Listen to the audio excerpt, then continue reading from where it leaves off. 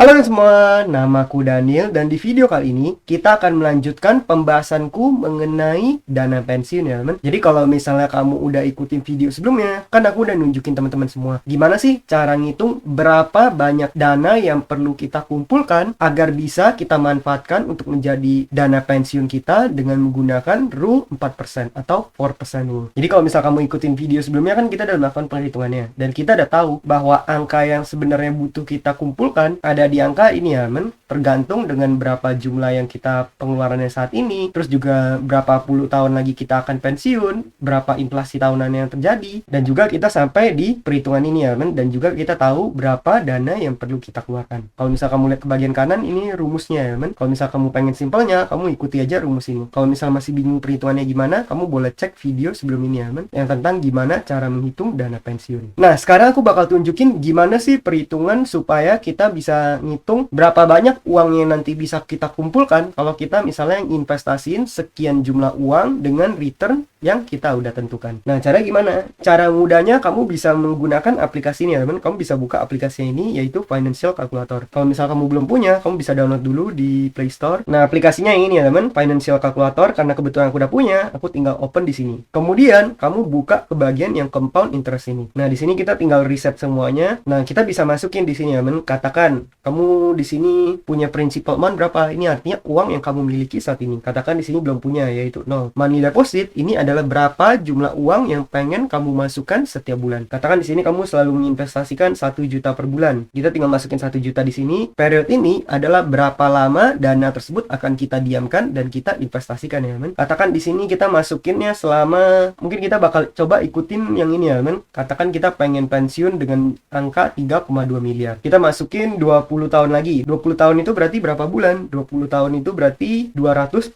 bulan ya, men, karena 20 kali 12. Kemudian di sini adalah annual interest rate, yaitu berapa return tahunan yang kita dapatkan. Katakan di sini kita main konservatif aja, kita akan mendapatkan return 12% per tahun ya, men, atau sekitar 1% per bulan. Nah, kalau misal kita pencet calculate, nih di sini kamu bisa lihat ya, uang yang maturity value-nya adalah 999 juta. Total principal artinya total uang yang kita keluarkan. Karena di sini kan 1 juta kali 240 bulan yaitu 240 juta. Itu total uang yang kita keluarkan. Interest amount ini adalah return hasil investasi kita. Sehingga maturity value-nya kalau dijumlah menjadi hampir 1 miliar ya, men. 999 juta. Nah, sebenarnya ini juga kamu bisa menggunakan rumus yang ada di Excel ini ya. Di sini aku udah coba masukin rumus FV atau future value. Katakan di sini kamu nabung per tahunnya di sini 12 juta karena per bulan 1 juta kan, teman. Kemudian di sini return tahunannya ada di angka mungkin kita masukin coba 12. Di sini tahun kita berinvestasi katakan 20 tahun. Nih kamu bisa lihat dana yang nanti terkumpul itu ada di angka 968 juta. Emang angkanya bisa beda-beda dikit ya, teman. Tapi ini nggak akan terlalu pengaruh signifikan banget. Mungkin compoundingnya ini karena misal kalau compounding yang kita atur jadi annually mungkin bakal sama ya. Tuh, kalau misal aku atur jadi annually, compoundingnya angka yang terkumpul menjadi 919 juta sekian. Nah, atau di sini kita juga bisa menggunakan rumus ini juga sama, rumusnya FV, cuma di sini aku ganti jadi dalam bulan ya, men. Katakan di sini 240 bulan. Kemudian uang yang kita masukkan per bulannya 1 juta rupiah. Kalau misalnya return per tahun kita dapat 12%, nih angka yang bisa kita kumpulkan nantinya bakal di angka 999 juta 147.919 sama ya, men. 999 juta 147.919 rupiah. Nah, artinya apa? Artinya kalau misalnya kamu hanya menabung sebanyak 1 juta per bulan, ini masih belum terkumpul ya. Coba di sini katakan kamu nabungnya 5 juta per bulan. Kita pencet calculate. Nih, maturity value-nya ada di angka 4,9 miliar. Artinya dana 3,2 miliarnya ini terkumpul ya, teman. Dan kamu udah bisa pensiun dalam 20 tahun. Nah, jadi gitu ya, teman. Cara untuk melakukan perhitungan kalau misalnya kita investasi terus returnnya sekian, berapa sih uang yang bisa kita kumpulkan dalam periode waktu tertentu. Kalau misal kamu bingung, kamu bisa download aja aplikasi ini, atau kamu juga bisa nanti download sheet ini dan kamu coba otak-atik angkanya di sini. Nah, sekarang aku bakal memberikan beberapa tips yang bisa membantu kamu supaya mencapai dana pensiun. Karena seperti yang kamu udah lihat, emang angkanya itu nggak mudah, mungkin bagi sebagian dari kita mengumpulkan angka sebanyak itu bukanlah angka yang mudah. Bahkan aku baca di komen-komen di video sebelumnya ada yang bilang gimana bisa terkumpul kalau misalnya gajinya hanya UMR atau demikian. Nah, emang bener ya, men. Jadi untuk mencapai yang namanya financial freedom atau mengumpulkan dana pensiun itu bukanlah hal yang mudah. Maka dari itu sebenarnya masih banyak loh orang yang masih belum berhasil mengumpulkan dana pensiun ini. Bahkan kalau kamu lihat mungkin hanya sekian persen orang yang berhasil mengumpulkan dana pensiun. Maka dari itu kita sebisa mungkin harus mempersiapkannya sedini mungkin. Nah, di sini aku akan memberikan beberapa tips yang bisa membantu kamu ya, men. Yang pertama, aim higher, karena kemungkinan berhasil nggak 100% namun hanya 90% sekian. Nah, jadi aku udah jelasin di video sebelumnya bahwa dana pensiun ini nggak tentu bisa membantu kamu untuk pensiun tanpa perlu bekerja lagi ya, men. Karena seperti yang udah aku bahas di video sebelumnya, itu persentase kemungkinan berhasilnya itu sekitar 90% sekian menurut para ahli. Nah, jadi tipsnya gimana? Tipsnya ada dua. Yang pertama adalah kamu aim higher. Aim higher ini maksudnya apa? Aim higher itu maksudnya adalah kamu berusaha untuk mencapai angka yang jauh lebih tinggi daripada target yang perlu kamu capai. Katakan di sini, kalau misalnya kamu harus mencapai angkanya 3,2 miliar sekian. Nah, aim higher itu maksudnya kamu harus mengumpulkan aset yang jauh lebih besar dari 3 miliar ini. Katakan kamu kumpulinnya 10 miliar, 20 miliar. Kalau misalnya kamu melakukan hal tersebut, otomatis kamu akan lebih bisa meyakinkan bahwa kamu bisa lebih aman atau lebih stabil secara keuangan. Walaupun itu bukan hal yang mudah, tapi aku percaya harusnya ini bukan hal yang impossible untuk diraih ya, men. Apalagi kalau misalnya kita memiliki yang namanya kemauan. Maka dari itu, aku selalu rekomendasikan jangan ikuti angka ini, tapi kalau bisa kamu berusaha untuk capai lebih lagi. Kalau di sini angka 3,2, mungkin kamu capai 5M atau 10M. Dengan kamu melakukan itu, kamu bisa lebih aman ya, men. Nah, kemudian nih salah satu tips yang bisa membantu kamu yaitu bangun multiple source of income. Nah, jadi ini aku udah lumayan sering bilang di channel ini, kamu akan lebih baik kalau memiliki lebih dari satu sumber penghasilan. Contoh kalau misalnya kamu udah bekerja di suatu perusahaan, kamu jangan hanya mengandalkan gaji dari perusahaan tersebut. Mungkin kalau gajinya luar biasa besar masih nggak apa-apa ya, tapi kalau misalnya gajinya mungkin masih angka terbatas dan kalau misalnya dikumpulin ada kemungkinan masih belum mencapai, ada baiknya kita membangun penghasilan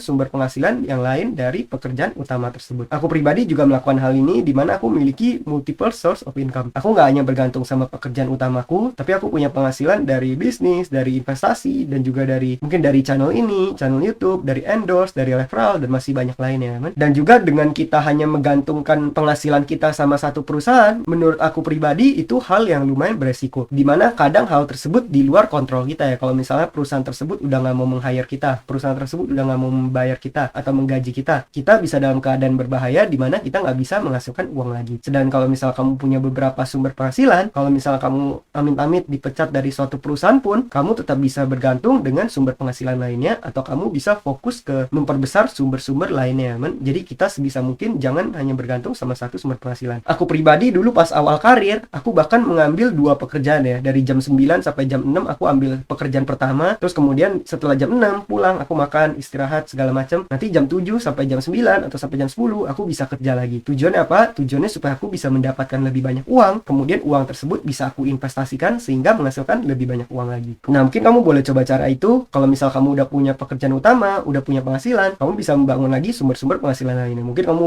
bikin side hustle, bikin channel YouTube, atau misal kamu coba jualan, coba buka bisnis di luar pekerjaan utama. Misalnya kamu pengen jadi agen properti juga boleh, pengen jadi agen asuransi juga boleh, pengen ngedropship juga boleh. Apapun itu, yang penting kamu bisa membangun yang namanya multiple source of income. Jangan bergantung hanya dari satu, kecuali satu itu bisa lumayan besar atau besar banget ya, man. Oke, tips berikutnya yaitu saat penghasilan naik, jangan naikkan gaya hidup tapi naikkan porsi investasi. Nah, setelah kamu lihat perhitungannya, kan mencapai dana pensiun itu bukanlah hal yang mudah. Mencapai financial freedom bukanlah hal yang mudah. Nah, salah satu tips yang bisa membantu adalah saat kamu mengalami yang namanya kenaikan penghasilan, kamu jangan naikin gaya hidup, tapi naikinlah porsi investasi. Gaya hidup kamu boleh naikin, tapi naikinnya sedikit aja ya. Aku pribadi, aku dari awal berkarir sampai sekarang, aku nggak pernah menaikkan gaya hidupku sama sekali. Dari beberapa tahun lalu saat aku baru lulus kuliah, aku kerja sampai sekarang, aku masih tinggal di apartemen murah yang sama, bahkan harga apartemennya bisa sama setiap tahun dan nggak mengalami yang namanya kenaikan. Sedangkan selama beberapa tahun bekerja, otomatis kan aku udah mengalami yang namanya kenaikan penghasilan. Nah, di saat mengalami kenaikan penghasilan tersebut, aku nggak naikin gaya hidup. Aku nggak mau sewa apartemen yang lebih mahal, aku nggak mau misalnya membeli barang yang nggak aku perlukan. Aku tetap rutin investasi dan konsisten membangun aset. Tujuannya adalah supaya bisa mencapai yang namanya financial freedom ataupun membangun dana pensiun ini ya. Jadi katakan kalau misalnya kamu punya gaji saat ini UMR, kemudian kamu pengeluarannya 3 juta. Kalau misal kamu setiap bulan bisa nabung 1,5 juta, nanti pas gaji kamu udah naik jadi 10 juta, ya otomatis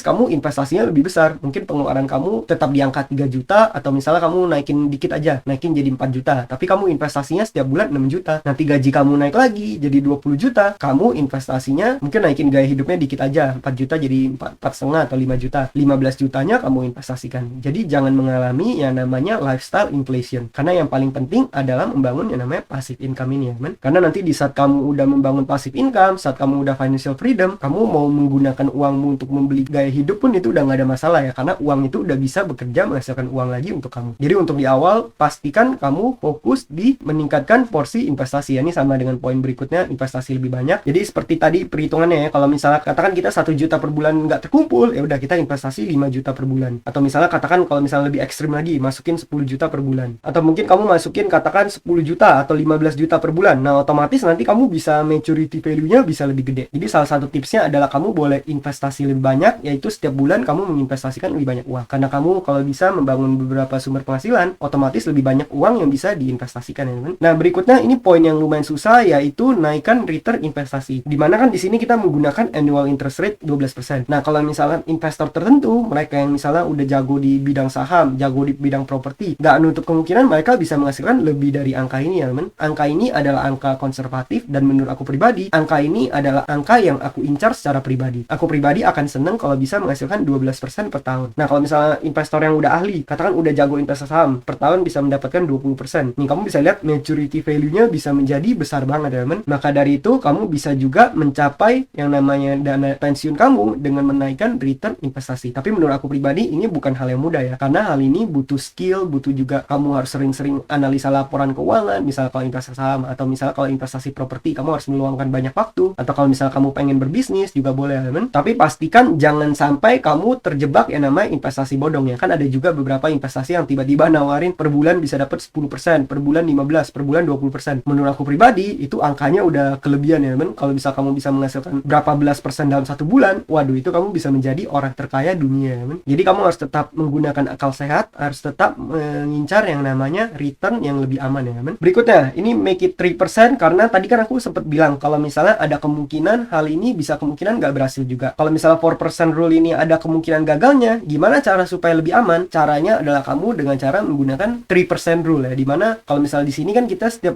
tahun akan mengambil sekitar 4% dari hasil investasi tersebut. Nah kalau misalnya menggunakan 3%, ya udah kita ambilnya 3%, sisa uangnya kita reinvestasikan. Jadi di sini ambil 3%, kalau kamu menghasilkan 10% per tahun, ya udah kamu investasi 7%, kamu masukkan lagi ke dana pensiunnya. Tujuannya supaya lebih aman ya. Jadi kemungkinan dana kamu untuk berkurang itu bakal lebih susah. Nah poin berikutnya, kalau menurut aku pribadi, kamu bisa menekuni karir yang kamu suka ya men. Dengan kamu melakukan hal yang sesuai passion kamu, setidaknya kamu nggak akan menganggap hal tersebut sebagai beban. Dan juga nanti kalau misalnya kamu melakukan hal yang kamu suka, di saat kamu retire sekalipun, kamu masih bisa tetap bekerja karena hal tersebut adalah menjadi passion kamu. Jadi kamu bekerja pun nggak berasa seperti bekerja. Hal tersebut tetap bisa dikerjakan saat kamu retire sekalipun. Ya mungkin kalau udah retire mungkin tujuannya udah bukan mencari uang, tapi lebih untuk fulfillment aja ya men. Nah berikutnya poin terakhir yang aku pengen sampaikan, pada akhirnya investasi itu adalah sesuatu yang mengandung resiko, karena kan kita ini sama aja udah meresikokan uang kita untuk bisa mencetak return ya kan. Nah di sini aku juga sebut bisa ada kemungkinan nanti terjadi force major, sesuatu yang di luar kontrol kita. Katakan kalau misal terjadi amit-amit perang dunia lagi, atau misalnya terjadi Great Depression, krisis besar-besaran, kan bisa aja terjadi lagi hal-hal seperti di masa lalu yang sangat kelam. Maka dari itu, walau gimana pun kita harus memiliki yang namanya kemauan untuk terus belajar, dan juga kita harus mempersiapkan lebih dari yang kita perlukan ya men. Dengan kamu melakukan itu untuk lebih menjamin supaya kita bisa dalam keadaan finansial yang lebih aman. Yang penting kita selalu berusaha ya men. Gak usah khawatir kalau misalnya kamu belum mulai investasi, yang penting kamu ada kemauan untuk mau mulai mencoba. Bisa dimulai dari investasi yang nominal kecil atau investasi yang rendah resiko dulu ya men. Nah untuk investasinya di mana, kamu boleh cek di playlist yang ada di channel ini. Aku udah siapkan berbagai macam platform yang udah aku review. Kamu boleh cek aplikasinya, kamu boleh cek juga tutorial cara berinvestasi di platform tersebut, dan boleh menggunakan kode referral yang udah aku tulis di komen deskripsi. Sekian video dari aku, semoga video ini bermanfaat, dan akhir kata jangan lupa untuk selalu invest in yourself. Sampai jumpa di video berikutnya. Bye.